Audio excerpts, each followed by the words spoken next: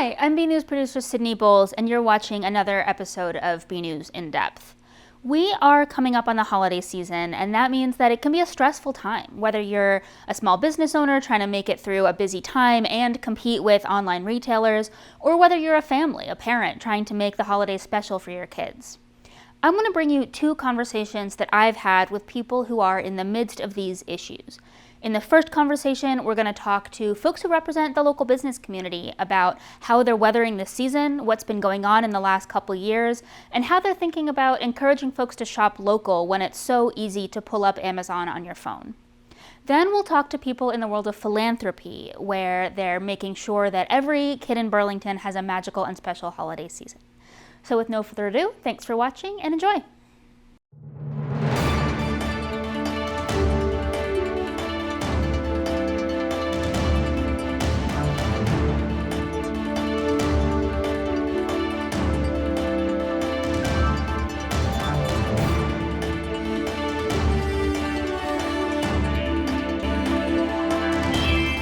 Hi, I'm BNews producer Sydney Boles, and I'm here to talk about local business, small business, Burlington business around the holiday season.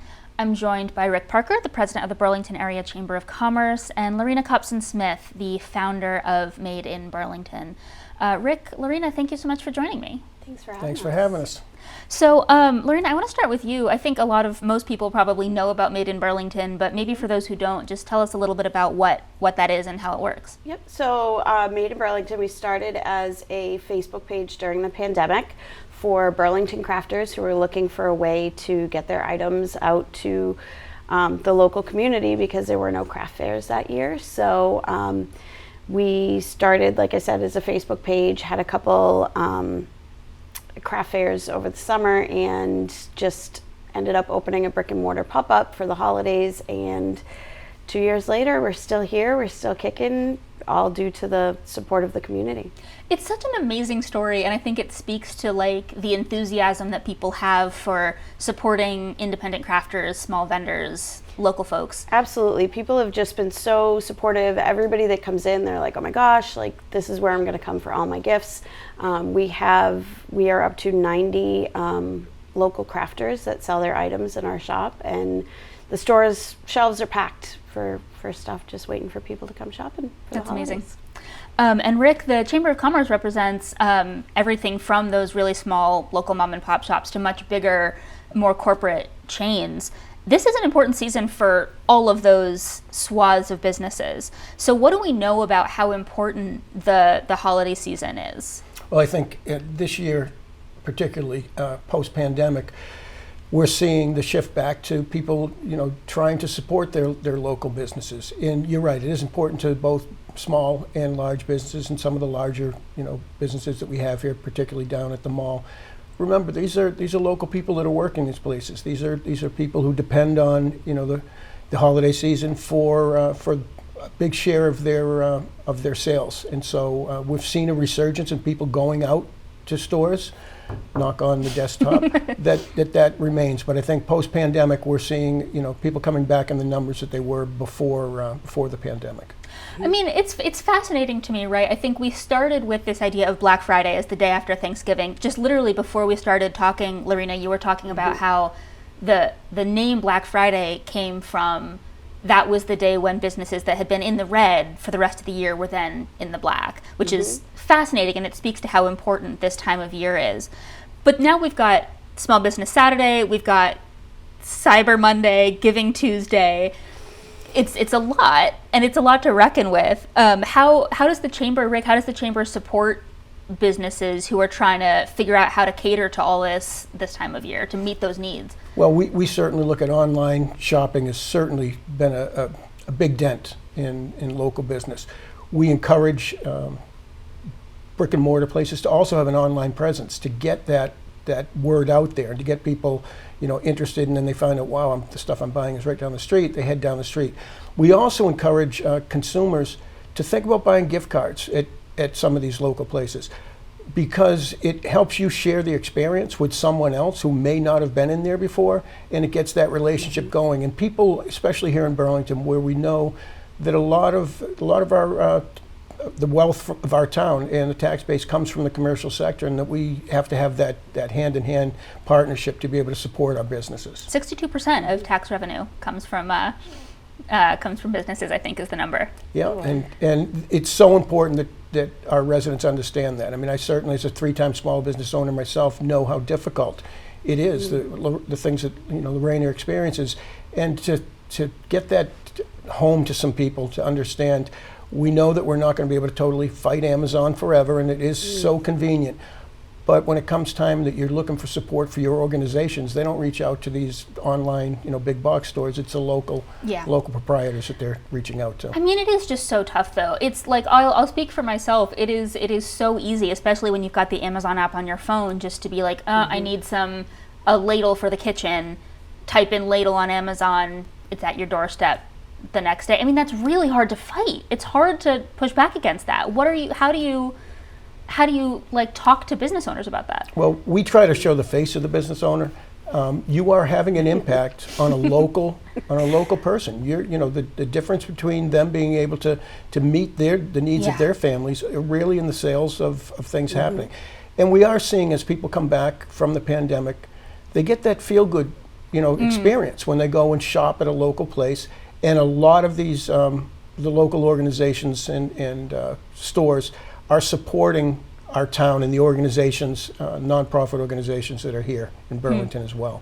Lorena, how do you talk to your vendors about the whole online shopping piece of it?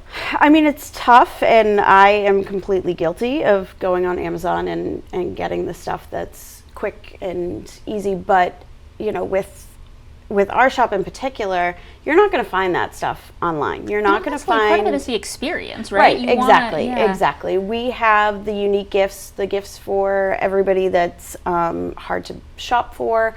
We have the $10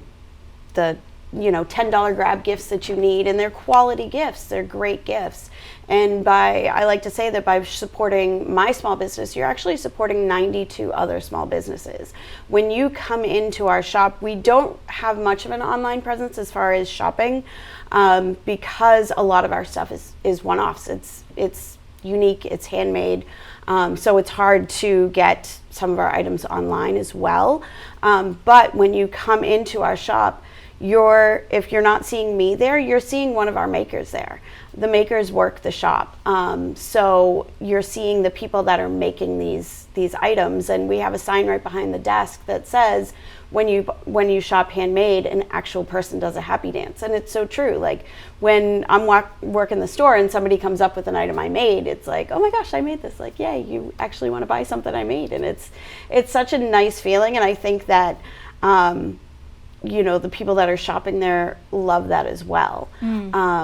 I had one shopper come in, and she was getting all this stuff, and I was like, oh, you know, this is Audrey's, this is Val's, this is Kristen's, and she was just amazed that in this one shopping trip, she was actually supporting like 10 different vendors, which is amazing. It's so fun. Is there a vendor that you've been working with, maybe someone that's new or someone who's been doing really well lately, or a story of a vendor that's been sticking with you lately? Oh gosh, we have so many. We actually have a lot of vendors that have been with us from the very beginning. And then we have some new vendors. One of the most popular gifts is the 3D printed little animals. I feel like everybody that comes in, whether you're old or small, get them for themselves, for your desk at home. You know, so those are definitely a hot ticket item, great stocking stuffers, great for kids, great for adults. Those are kind of the big things. She joined us in March, and she's just been killing it ever since. And then, you know,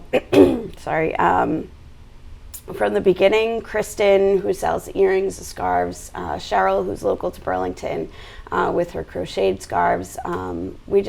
We have so many great people and stories that it's hard to just select just one. I gotta stop in. I need some earrings. I got some people on my shopping list that need some earrings too. Oh yes. we have all different styles for everybody. So Rick, I don't know if it's the same thing with the chamber. If you work as closely with businesses, or if there's a story that you're thinking of, like someone who's really doing something different or special the holiday season. It's hard to really pull anyone above the other. But we do see, especially during the holiday season, it's such a big part of the make it or break it. And she talked about the origination of the term Black Friday. That still holds true. Competition from online, competition from just a price standpoint. I mean, certainly it's hard to match up against offshore items, but to understand when you make that purchase, it might have been a couple of cents cheaper. Roughly 60% of money that is spent in a community stay in the community through the tax base, through employees. So you really can have a feel-good moment when you shop at any one of our local businesses, and it really does make a difference. And sometimes it's hard for a small business owner they feel like they're up against the world, they're up against Amazon, but when they see their neighbors stopping in and shopping and caring, as a small business owner, I can tell you that means a lot. I wonder if there's any advice that you have or any sort of tips for someone who's listening to this and thinking, yeah, I really should shop small, but it's so much easier. For me, I feel like it's something like take a deep breath, count to 5, type it into Amazon, sure, but then count to 5 and be like, is there a better way that I could acquire this item? I wonder if there's anything like that you would be like, I don't know, take a second. Well, I think on a general topic, we see the owners of these businesses. We get to know the owners, we get to know their families, we get to know, the grades that their children are in, who's going away to college. When you make that purchase, it's the difference between, someone going to the college of their first choice or, settling for secondary choice. But it's also the difference between, getting that bike for Christmas. I mean, this is real. These are real people with real stories. And I know that, shopping online is it's so easy and so simple, but it doesn't have the impact on the local community that Burlington has. And Burlington is so dependent on its business community. So we ask the residents to think beyond that, spend the time to go to the different shopping centers in town, walk around, get the feeling of the spirit of the holiday season, and you'll also see there are a number of opportunities to support, like people helping people. They're at the Burlington Mall. You'll see that you really do have an impact in Burlington when you shop here.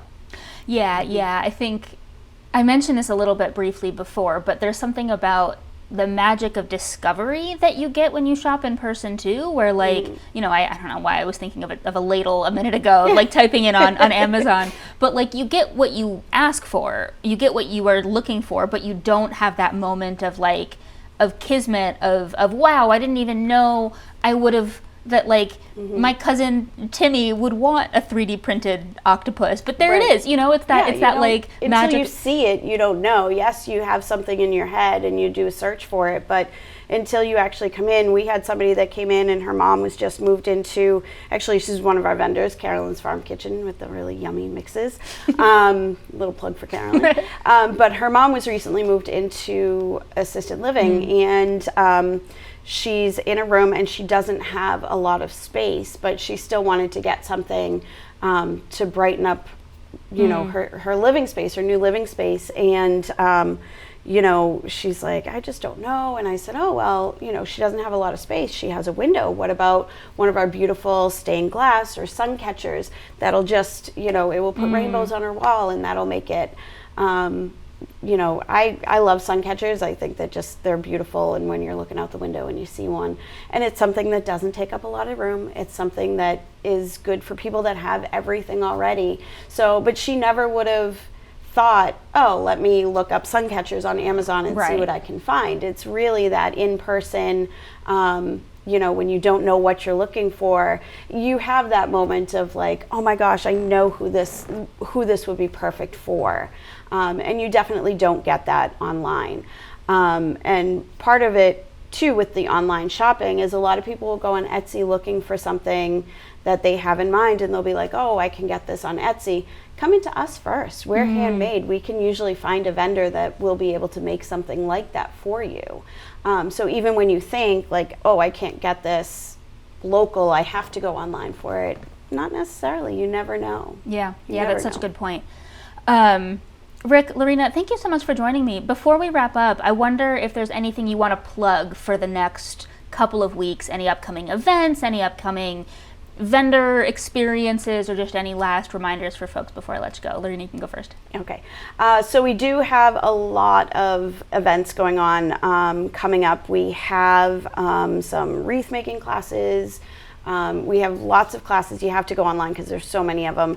And then we are also having a Santa event and a Mrs. Claus event. And we're trying to get a Hanukkah event on the calendar. If anybody has any ideas, we'll totally open to everything. But yes, we definitely have events coming up, and lots of new items come in to the shop every single day. So even if you've already been here, didn't see anything, come back in because we get new things all the time. And Rick, what about you? I think generally get out there and shop locally. One of the great things about the holiday season is you get to see, family and friends that maybe you didn't see. Go out with a girlfriend, go shopping for a while, go to one of the restaurants that's here. We really are relying on, some of the residential people to get out there and step up. The daytime population isn't back to where it was pre-pandemic. And if you're thinking that Burlington was, the Burlington of 20 years ago, where you'd be in traffic to get to the mall, we're not seeing that. We've behind the scenes has been a signalized, an adaptive signalized system put in, and traffic through Burlington to get to from one shopping center to another is minor compared to what it used to be. So get out there, support local businesses, the restaurants, get out there with a friend and enjoy the holiday season. Rick Parker of the Burlington Area Chamber of Commerce, Lorena Cobson-Smith of Made in Burlington, thank you both very, very much. Thank you, Thank Sydney. you so much. Okay, I'm here with some of the folks who are leading the effort to make sure that everyone in Burlington has a very wonderful and magical holiday season. I'm here with Julie Lewis and Judy Walsh from People Helping People and Donna Russo from We Care Burlington.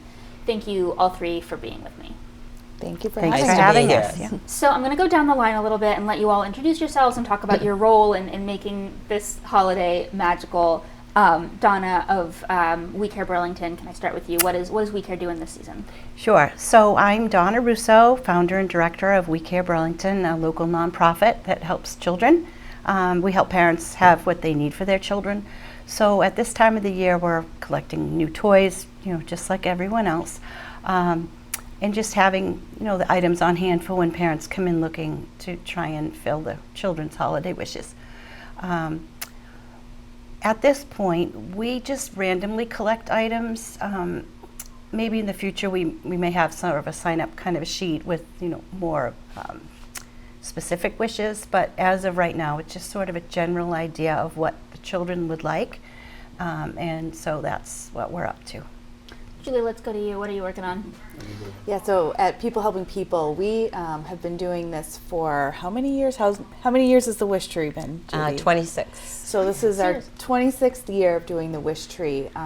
If you've seen the tree at the Burlington Mall, that's People Helping People, and we actually we go and ask parents specific wishes for their children. So we do basic needs and also, the fun things, the toys, and each child gets 3. So we go more specific to each child. And I know Judy can talk a lot more about it since she's the coordinator. Yeah, we're gonna get into it. But that's the general idea of what we do for the holidays.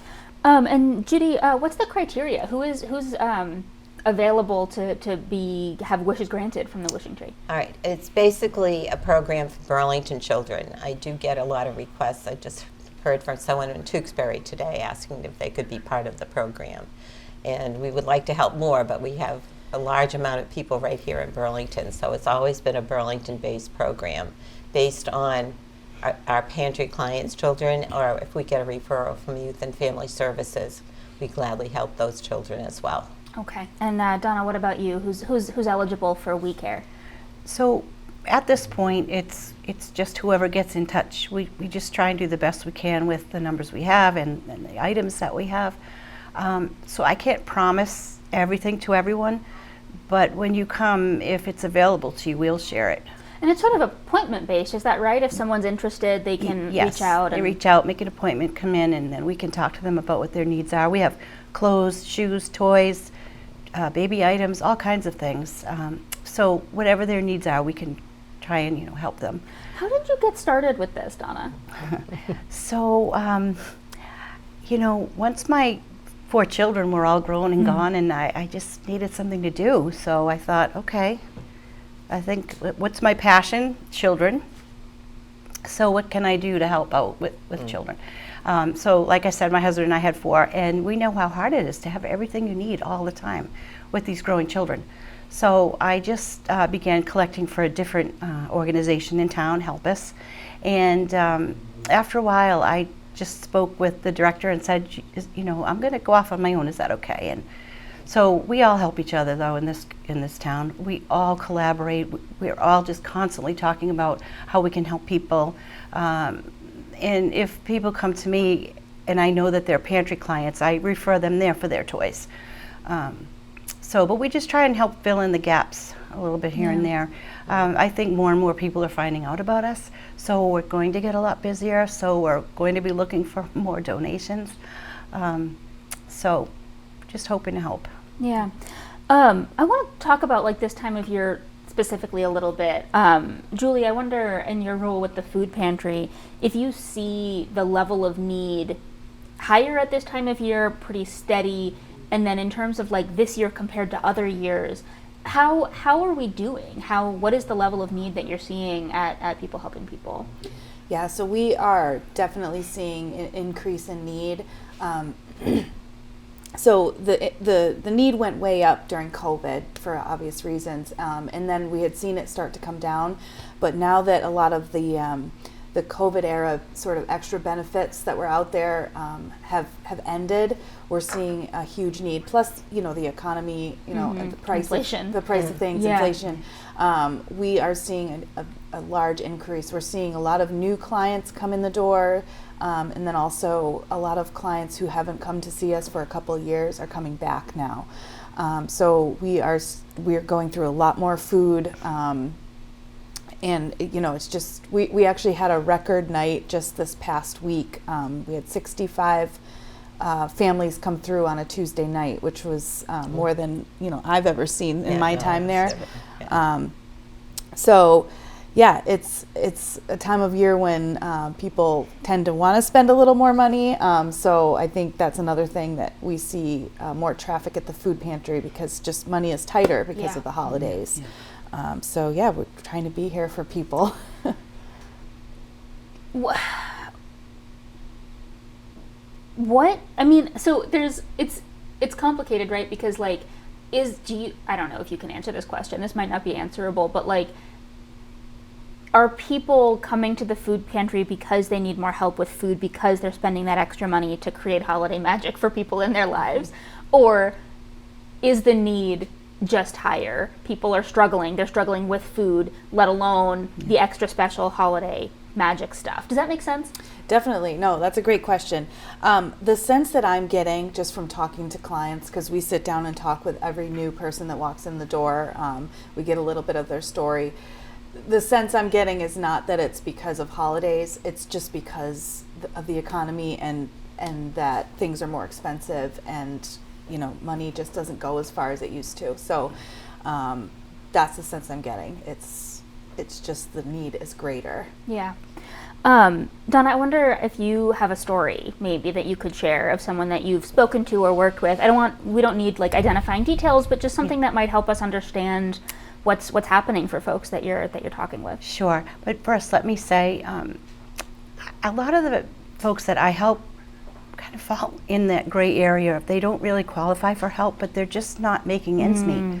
So it's low income, but it's also moderate income families that they're just not able to get by in this economy. So, yes, there's lots of stories. Now here's where I need to pause because I need to dig for a story that I'm going to tell you because there's a million, but now I'm going blank. That's okay. Don't worry about it. We can come back to it. Or I think we all sort of can sympathize with all the different kinds of experiences and positions that we've all been in where we could use a little extra help. Absolutely. Judy, can I turn to you? Can you tell us how the wishing tree works? Well, the wish tree, the pantry clients sign up We give them a form to fill out. They Pretty early in the year, right? Yes, in September we try to get the forms out to people. We sent it out online this year as well as we handed them paper copies. We used to meet with each individual person when they signed up, but we don't do that anymore. Since COVID, we had to change kind of our process. We give a deadline date, however, not all the clients meet that deadline, but we don't. Relatable. We don't refuse anyone that gets it in within a reasonable amount of time. So they do get 4 basic needs: underwear, sweatshirt, pajamas, and shoes or boots, whatever they desire, sneakers, dress shoes. And then they get 3 individual wishes up to $40 each. We give them books. We give them blankets, hats, and gloves. And we get lots of extra things. Memorial School did a sock drive in October, and they call it Socktober. And we received 297 pairs of socks, which is amazing. That's great. So we have people that do toy drives for us, so they get extra toys.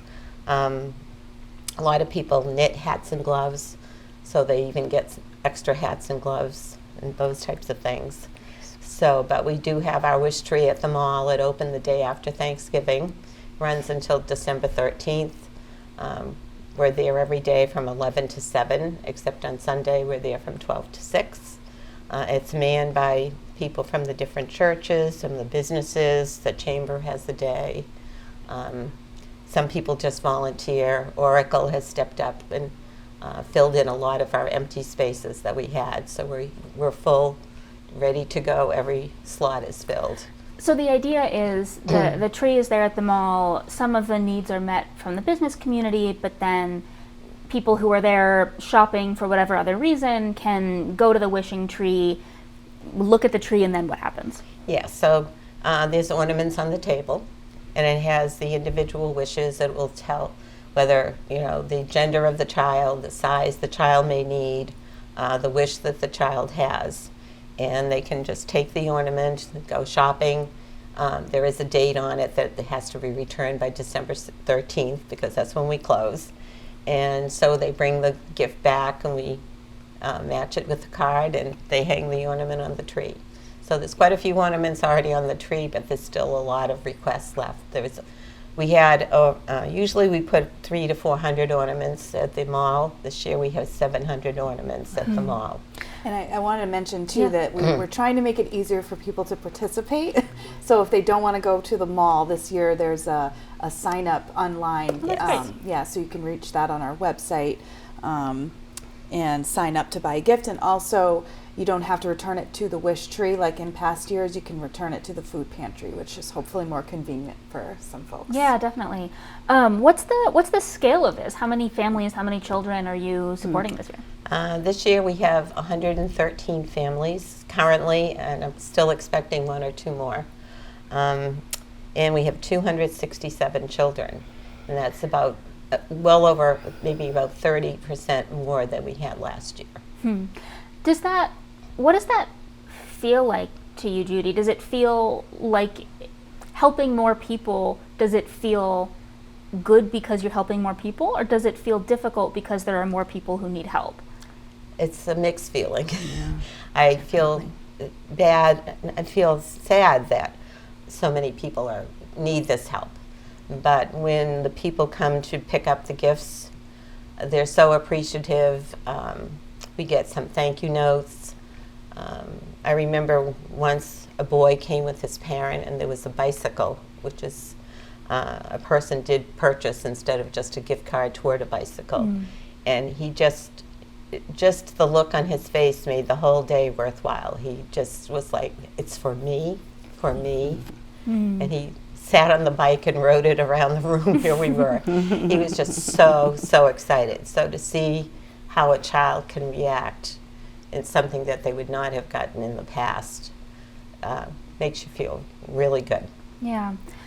Donna, it's just like this is the point, I feel like, in some ways, of being a part of a community is having those moments where we can show up for our neighbors, we can help our neighbors, not necessarily even to receive thanks for it, just because it's the right thing to do. Exactly. A lot of people come to the door. Just this past week, I had someone knock on the door. Here's batteries for the toys. We know you'll need toys. Batteries for the toys for Christmas. Here's some baby wipes. Even just wipes to wipe my countertops with in between people. So people do come out of the woodwork and they want to help. My role is just to sort of coordinate, facilitate it all. But there's no I in we for We Care Burlington. I really have to credit all of my amazing volunteers. I know they'll say the same thing.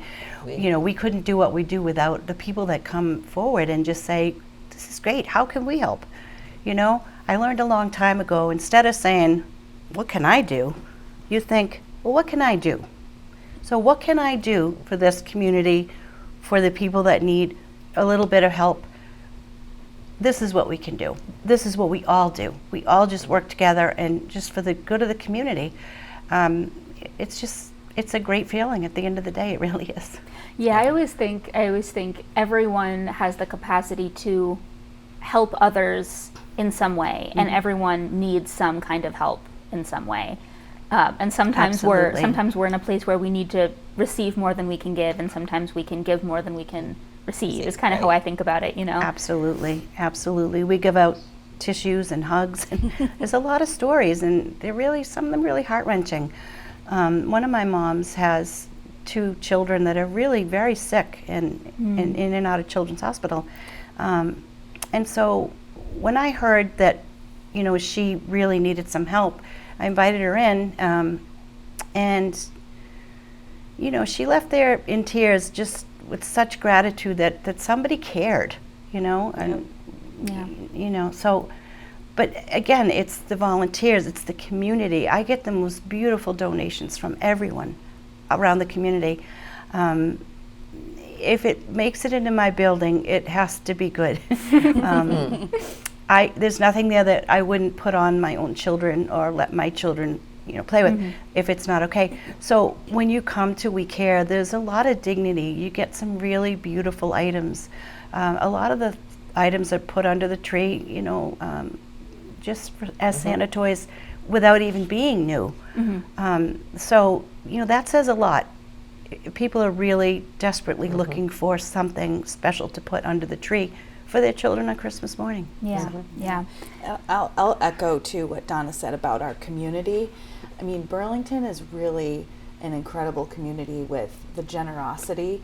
I mean, we see it this time of year, but we see it all year round too. But this time of year, we get so many requests, just what can I do? What can I donate? Can I volunteer?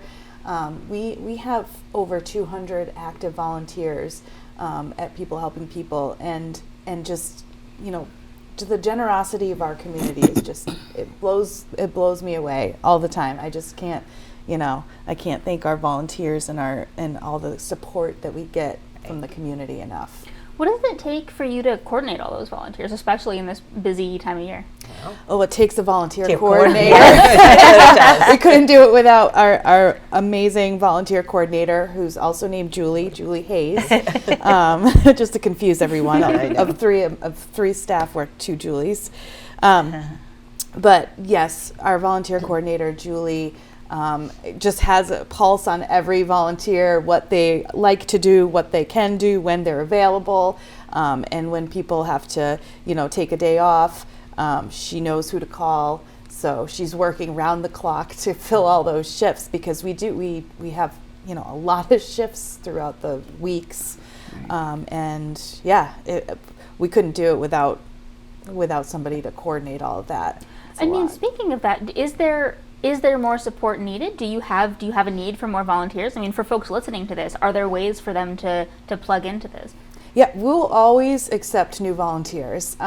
We don't necessarily have a lot of open regular shifts, but they tend to, open up. Every few weeks we'll get a shift that opens up on a regular basis, and then we also have, we have just one-offs. We have fill-in folks who only, just fill in once in a while, and that's great too. We need those people. So yes, Might be a great way to dip your toe in if you're curious about volunteering, don't want to make a big commitment. Exactly. And we need volunteers that have other skills too, not just sorting food or, stocking shelves. Like if people have IT experience, or, we have lots of, if there's an area of expertise that a person has and that they would like to share, we will gladly see if it fits into our organization, because we probably could use that help. Donna, what kind of support are you looking for? I mean, understandable. Are you still looking for gifts, or are there volunteer efforts that people could be a part of? How can people plug into We Care?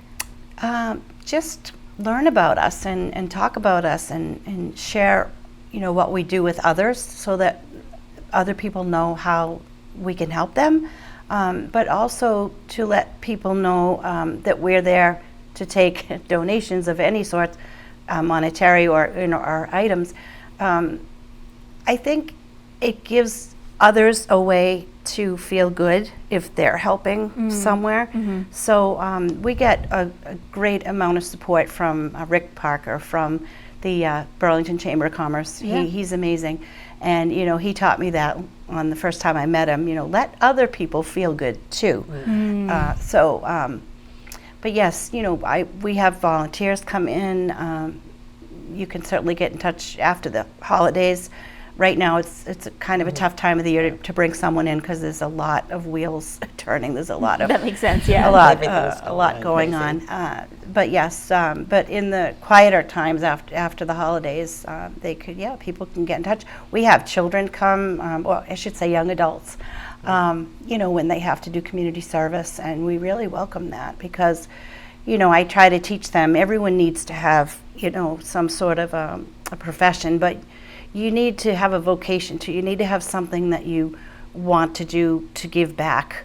So I think that's important to learn at an early age, So, do what you love and do what you want to do, but don't forget to help others. Always look behind you and see who's next in line. It's just the way the whole world should be. And we have a lot of teenagers do Saturday sorts for us too.